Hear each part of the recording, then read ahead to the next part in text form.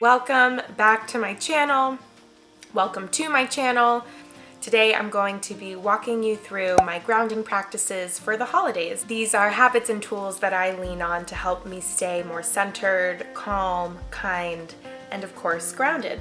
As much as I love the holidays and I find myself excited for them and embracing this sort of collective agreement to be more joyful and cheerful and kind to each other, the holidays are also a time for regression and anxiety and sadness and a lot going on. So regardless of whether you're already living at home with your parents, you're traveling responsibly to a small and intimate gathering, or you're living alone, there's often a lot of high expectation, high emotion, high stress, not to mention the ending of one year and the beginning of another. That is a lot for us to process, especially this year in 2020.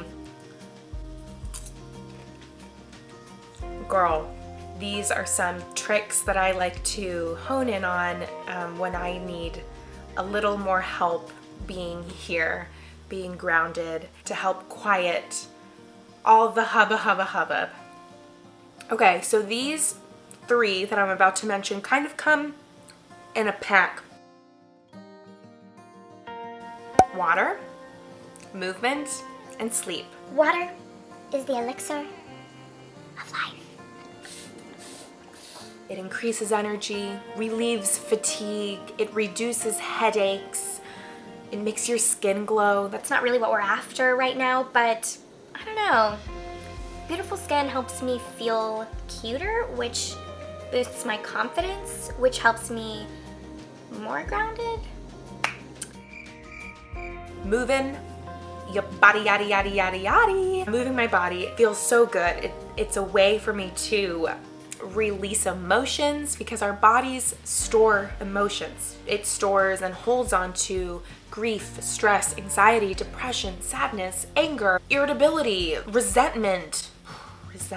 When we shake it out, we're literally shaking it out of our bodies. It releases endorphins, which endorphins make people happy, and happy people, 5,000 points for everyone who is able to finish that sentence. Movement can look like anything. It can look like stretching your body just the tiniest. Oof, that actually feels so good. It can look like literal shaking, dancing to Whitney Houston, going on a 20-minute walk, doing a yoga class, breaking a sweat maybe.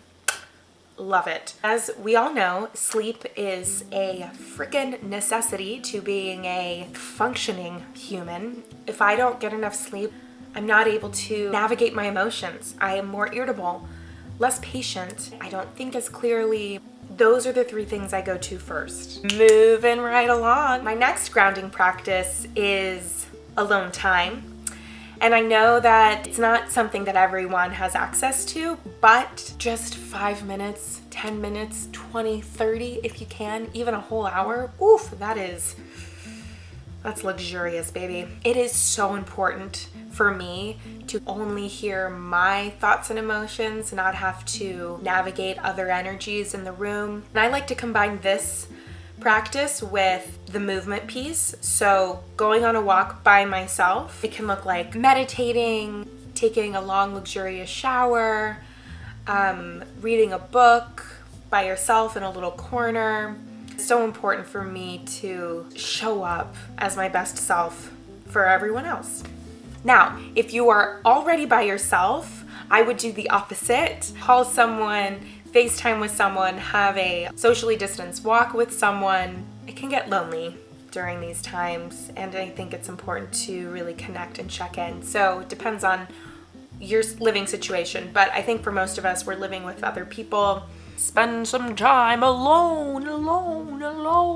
Alrighty, so this next practice is something that I learned from a therapist that I had in Philly. She had such a positive impact on my life. It's to have a grounding object, and ideally this would be something that you can keep on you at all times. It can be a scrunchie, a hair tie, playing card. It can be a small stone, a paper clip even. It can be a piece of jewelry, a thing of lip balm. Let me see. For me, it's usually a scrunchie. It's something that in a moment of overwhelm, stress, anxiety, it's a way to bring me back to the present moment, especially if I imbue it with some type of meaning. The year I learned this practice, I was worried about coming home and regressing into younger childhood familial roles and behaviors and ways of acting around my family.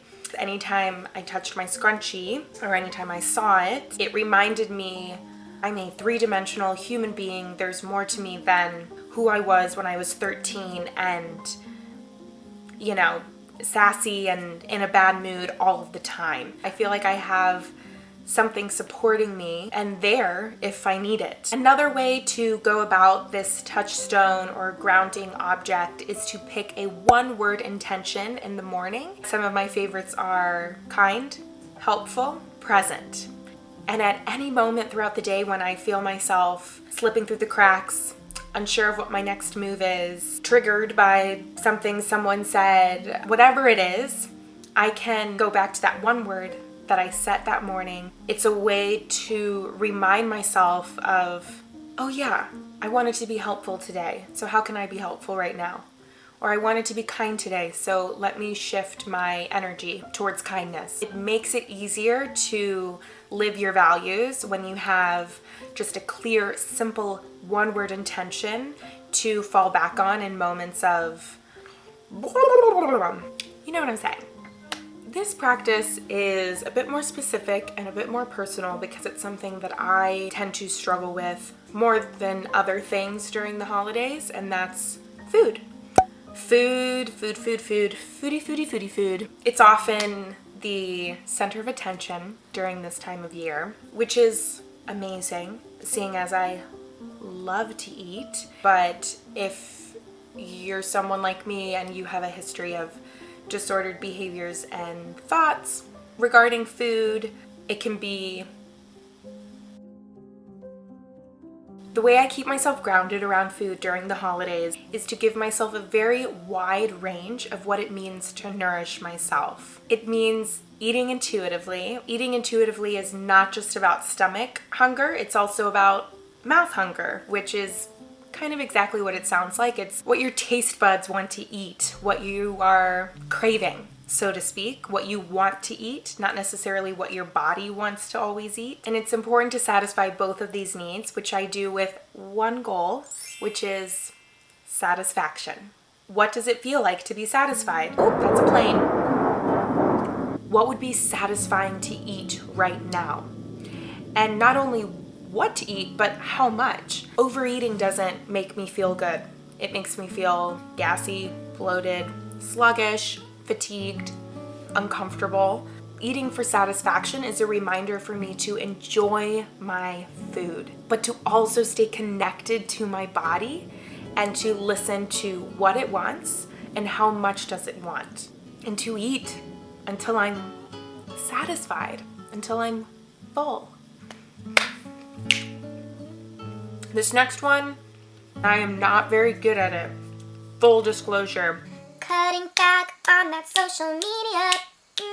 I know that when I spend too much time on the gram, it's bad for me. A comparison cycle of doom.